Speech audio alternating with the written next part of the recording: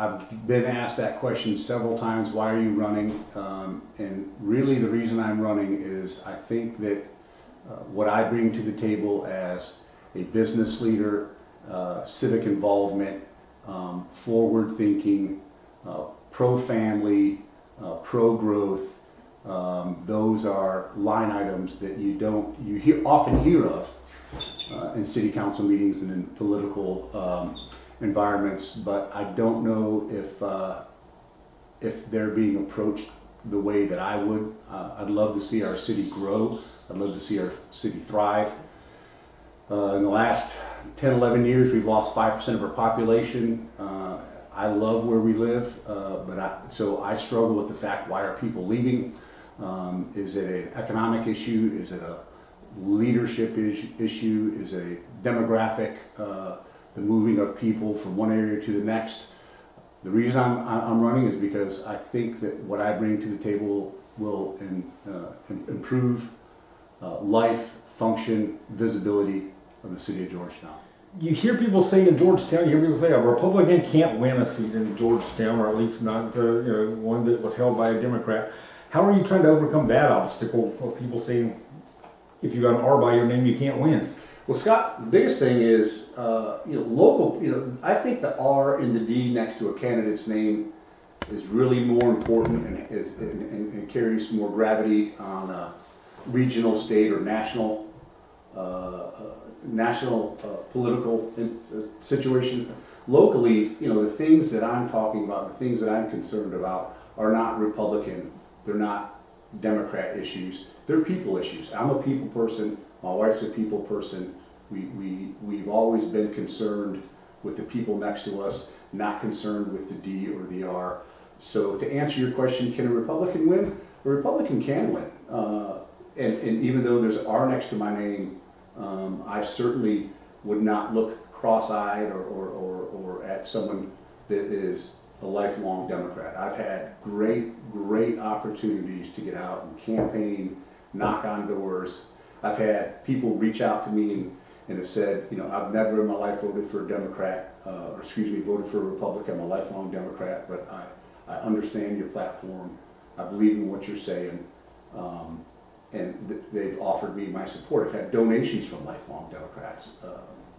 So I think locally, the issue is more about connectivity. It's more about verve. It's more about seeing a situation, looking at it critically, making the best decision for all, whether that person has an R next to her name or a D next to his name. Now, I'm not going to give special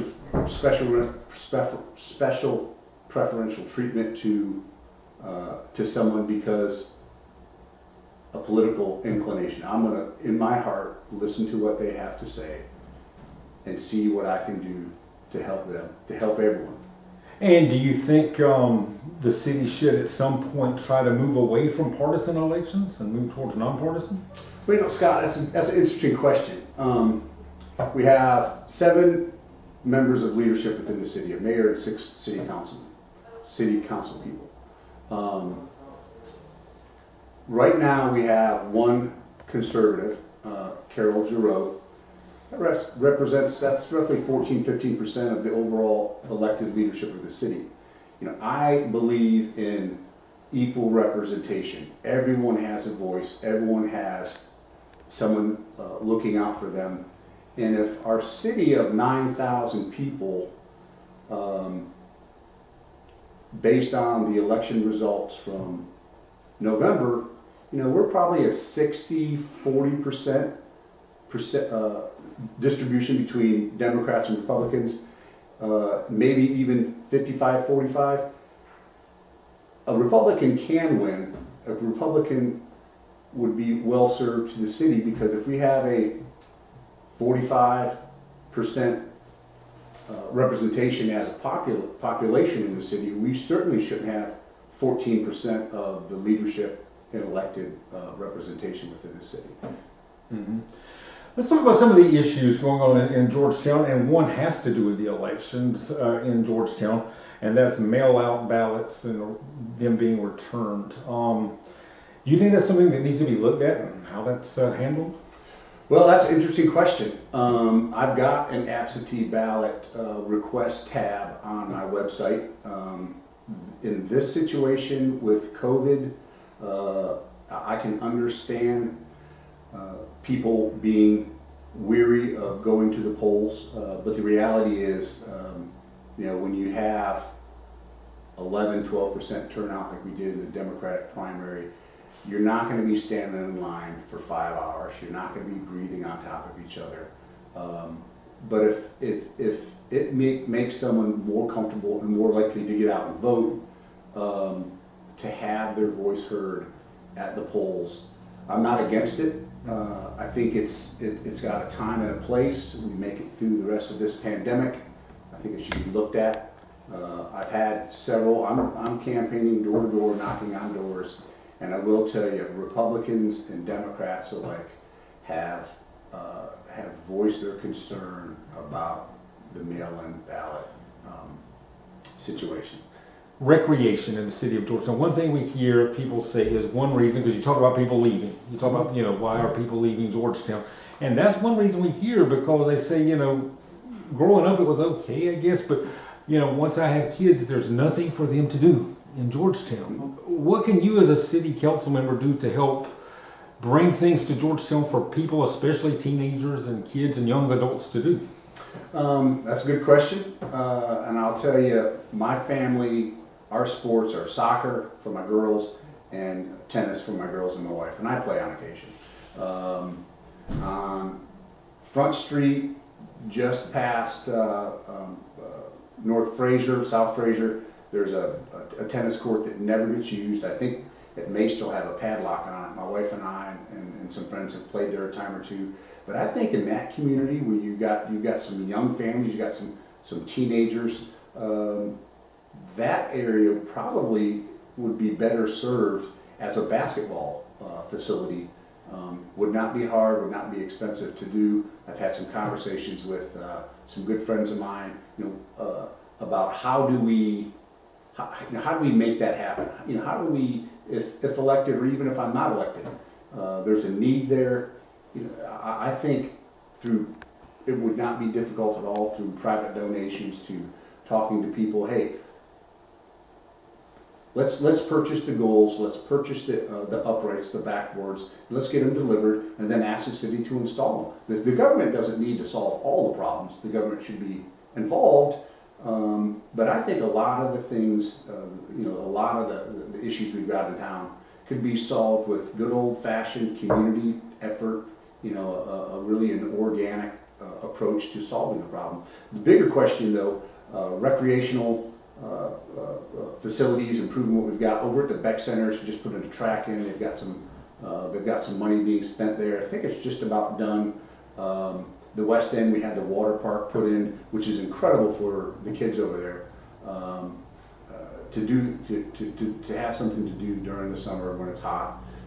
East Bay Park, that's really run by the county recreation department. We've got nice little facilities tucked away here and there. I certainly would be a proponent for finding other neighborhood type recreational opportunities, whether it's basketball, whether it's squeezing in a ball field, exercise, trail.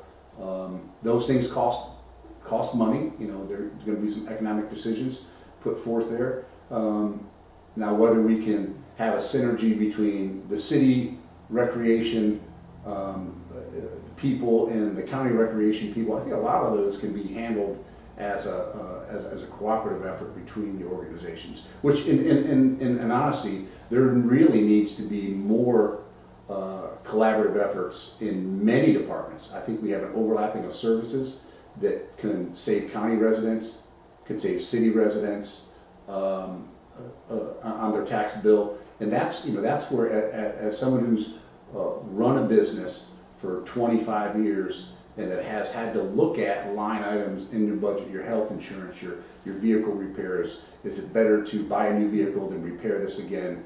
I am qualified to handle those questions because I've done it for 25 years. And that's, I think, what perhaps is missing. It's what I'm hearing from the people when I'm knocking on their doors. They're asking specific business-related questions, economic-related questions.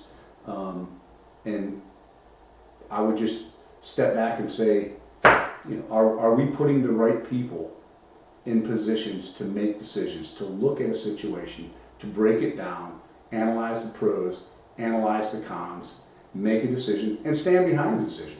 That's one of the things. If you're going to be elected, whether it's the city council, whether it's the regional government, you've got to make a decision. You've got to be definitive. You've got to consider all the impacts, pros and cons, make a decision and stand by it. You can't, that was something before.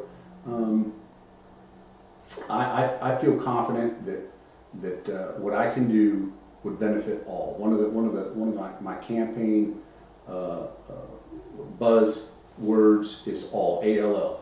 And what I mean by that, I go to city council meetings. Last year, unfortunately, we've not been able to go to city council meetings. We've not been able to have our voices heard to the degree they should. But I was talking to somebody the other day and said, I asked her, I said, when the last time you went to a city council meeting, when did you hear Maryville mentioned? She looked and said, and I said, well, and then there's another person. When the last time you were at a city council meeting, you heard someone that makes the decisions for the city mention Willowbank. When was that? And I said, I'm going to tell you, they don't mention Willowbank, and they don't mention Maryville. In many ways, downtown is mentioned kind of half-heartedly. The West End is mentioned, which is great. But when you're elected by the voters, you need to have a wide view of who you're representing, whether it's the Beck District, over there, Country Club Estates, Willowbank, and that's what my promise to the voters is that I won't be singularly focused on the area that I live and the area that I eat and the streets that I walk. I'll look out for everybody, and I'll listen to everybody. I'm doing it right now, door to door, almost every single day. Well, you mentioned as a businessman, you have to crunch numbers all the time. So you see taxes in the city of Georgetown. Are they fair for Georgetown? Are they too high? Should they be raised? I mean, what's your opinion on taxes? Well, let me throw some numbers out. In the last 10, 11 years, the stormwater fee has gone up 100%. Our electric has gone up 40%. Domestic sewer, property taxes, they're averaging 25% increase. Now, I tell you what, I would love to increase my revenue 25% every 10 years. Would absolutely love to. And I can tell you that's not going to happen. So when you address those issues, is the question, is it too much? If it's too much, then why is it too much? What can we do from a budgeting and economic standpoint to reduce the burden financially on the taxpayers? Which that question leads into another question. Are you willing to make the hard decisions that are going to affect the tax rates and drive them down? Goes back to what I was saying a little while ago about collaborative efforts between us and the county. If there's ways we can save taxpayers money by overlapping services, if there's ways that we can reduce budgets, reduce the financial needs of each individual line item, then those need to be explored. I can tell you, the economics of our city, with 5% of our population leaving in the last 10 years, that takes you back. It makes you wonder where we're going to be in another 10 years. We keep hearing about the same issues, the drum being beat for this issue to this issue. And my question is, why are we still talking about that issue? Why have we put people in City Hall that are still talking about the same issues? You've got to be proactive. You've got to address the issue, solve the problem, put people in place to help solve that problem, hold them accountable for solving that problem, and move forward. There's no reason we should be talking about the same issues again and again. Issues like the roads. Our roads are 40% of our roads, most of our roads are not owned by the city. 40% of our roads are projected to have a failing rating in the next 8 years. And along with that, the sad part is, we've only attended 1/3 of the Grand Strand Area Transportation meeting, transportation service meeting. And that's an issue that goes to City Hall. Why is someone not saying, you need to be there? City administrator, road department, public work, you need to be there. When we don't show up, we can't scream poor mouth about the state of our roads. And this is state and federal money that is being handed out, or you're being put on a list of, okay, North Fraser Street needs to be addressed, Church Street needs to be addressed. We can't complain if we're not getting our stuff addressed when we haven't let our concerns be heard. That's a failure at City Hall. And I don't mind saying it, looking at the camera, that's a failure at City Hall. If you can't even make sure that somebody is there that's going to voice the concerns to get money that doesn't come out of our taxpayers' pockets to fix that, that causes great concern. And I've heard it knocking on doors day to day. So, I mean, as a city council person, what will be your plans for City Hall to get a new one if you're elected? The location it was going to be built on, you're still seeing small sinkholes in that area. My concern would be putting it back at that location. I was a member of the ULI think tank that came a few years ago. And after a few days, one of the things that came out was, we really should have a mechanism to draw the west end of town and the downtown area together. I think the City Hall, if it's going to be rebuilt, it needs to be scaled down. It doesn't need to be a tribute to any individual. It needs to be a functional building. It needs to be built in the west end of town. Would not be a bad idea to move the electric department over there, have a municipal complex. Now there's properties there that could possibly be a good location for it. We've got some properties that are ideal. I had another gentleman at one of my functions the other day, the old Rite Aid building. He thought that would be an incredible City Hall, and I said, I haven't really looked at the square footage. I wouldn't make an opinion pro or against without looking at it. But we don't need to look at, let's spend $6-7 million on a brand new building when we've got some locations and we've got some existing structures that through modification may serve our needs better and more quickly than starting the RFP, the request for proposals and request for qualifications all over from scratch again. What do you think should happen to the steel mill property if they don't come back? Well, Scott, let me ask you. If you had a garage in your backyard that was falling down, you never used, how long would you look out your back window and let it sit there? If I had the money to tear it down, not long. Yeah. I would love to see the steel mill thriving. I would love to see greater job opportunities here. I'm not going to speak out both sides of my mouth. If it's going to be open, then let's get it open. If it's not going to be open, then let's answer the hard question then. I have friends that work there. I've had steel mill employees reach out to me privately through social media, Facebook, voicing their support for me, advocating for the mill. I never want to see quality, high-paying jobs go away. There was an executive within my company that used to work at the steel mill, and she was very proud when she worked there. And she's a valuable person for me. Do I want to see the steel mill go away? I want to see some degree of decision made with that. If it's, my understanding is there's certain parcels of land that are being offered and sold off now. So my question would be, if elected, what I would ask the rest of the council, if that decision comes to us, what I just said to you. If it's going to be open, hooray, outstanding. If it's not going to be open, then the hard decisions have to be made. Do you think the ULI study is still sufficient, or would more study need to be done since a few years have passed? I don't think no more studying needs to be done. I think we could update some specifics to it. The problem is, we had some fine local people that helped finance that, some city money involved with it, some city efforts, and it's sitting on a shelf. It's kind of like it's sitting on a shelf over in City Hall somewhere. It should be taken out if and when that time comes, looked at. We can revise a few things. I'm also a member of the Georgetown Comprehensive Planning Committee. We're working on that now.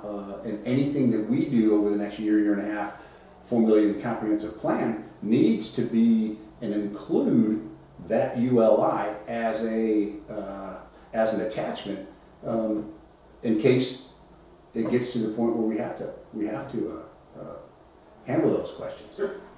Do you think it's time to open things back up in Georgetown when special events happen, or is it still too soon? Well, yes, I do think it's time to open things back up, special events, music in the park, what have you. If you want to go out, a family of two wants to go out and have dinner, wants to go listen to music, then they can have their PPP, protect themselves. With the Moderna coming out, and I guess yesterday J&J's vaccine was approved, single-use vaccine. We're going to see more people that are protected against the virus. We can't live in fear. Again, I'm an optimistic person. We've got to move forward. We don't need to hear rhetoric. Are you going to be the one personally responsible for a child dying? That's inflammatory, and that's just ridiculous. Let's move forward. The people of Georgetown are ready to get back to normal. And if we can go out and have a drink in the evening at one of the places downtown, we certainly should allow the rest of the people the same benefit. I would just reiterate my love for Georgetown, my connection locally to the families I've met, to the good people. We've got a great opportunity. We can turn around and focus on the errors and the failures of the past, or we can move forward. I'm someone that's the eternal optimist. This situation that we have now, whether you blame it on COVID, whether you blame it on past administration, we're at a point there you can't keep looking over your shoulder and saying, what if, what if, what if. You need to look forward and say, what can we do? And that's the kind of person I am. That's the optimism I'm going to bring. I'm going to be an advocate for the people of the West End. I'm going to be an ally of the people of Maryville. I'm going to be a sensitive ear to Willowbank, to the people downtown, to what I call the Beck District. I think that's true leadership, and I think we need more of that. I think that has been something that has not been given to the voters of Georgetown.